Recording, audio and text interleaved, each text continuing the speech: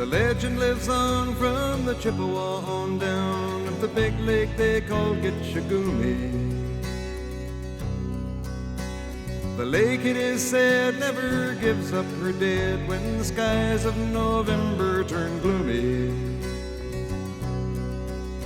With a load of iron ore, 26,000 tons more than the Edmund Fitzgerald weighed empty.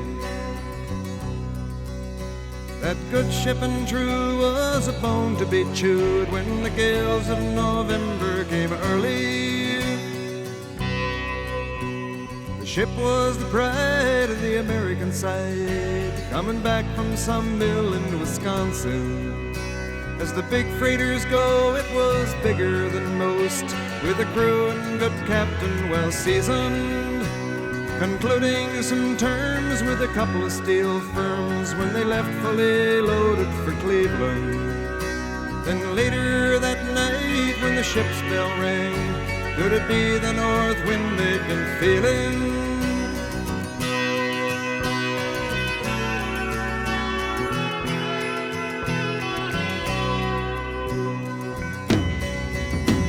The wind in the wires made a tattletale sound, and the wave broke over the railing. And every man knew, as the captain did too, 'twas the witch of November come stealing. The dawn came late and the breakfast had to wait when the gales of November came slashing. When afternoon came, it was freezing rain in the face of a hurricane west wind.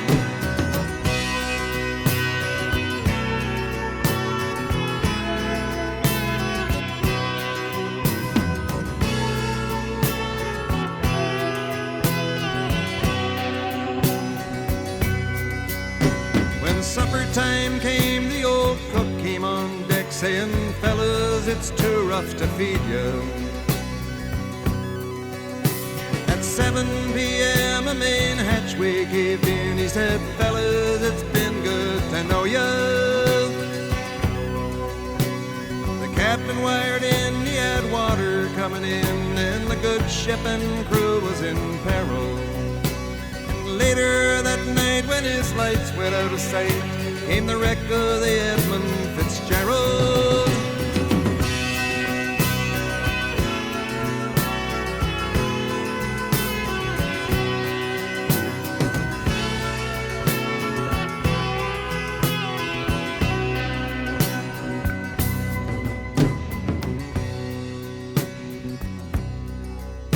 Does anyone know where the love of God goes when the waves turn the minutes to hours? The searchers all say they'd have made Whitefish Bay if they'd put 15 more miles behind her. They might have split up or they might have capsized. They may have broke deep and took water. And all that remains is the faces and the names of the wives and the sons and the daughters.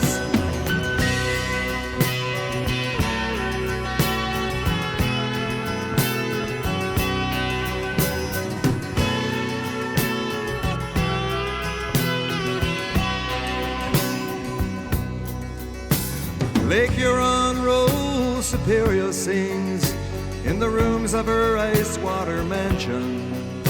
Old Michigan steams like a young man's dreams. The islands and bays are for sportsmen.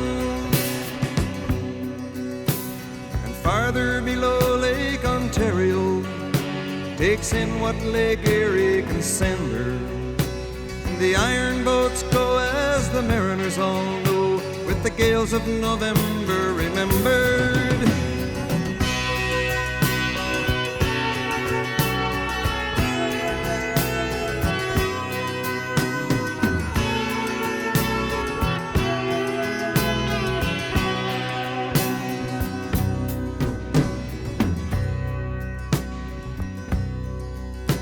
In a musty old hall in Detroit they prayed in the Maritime Sailors' Cathedral.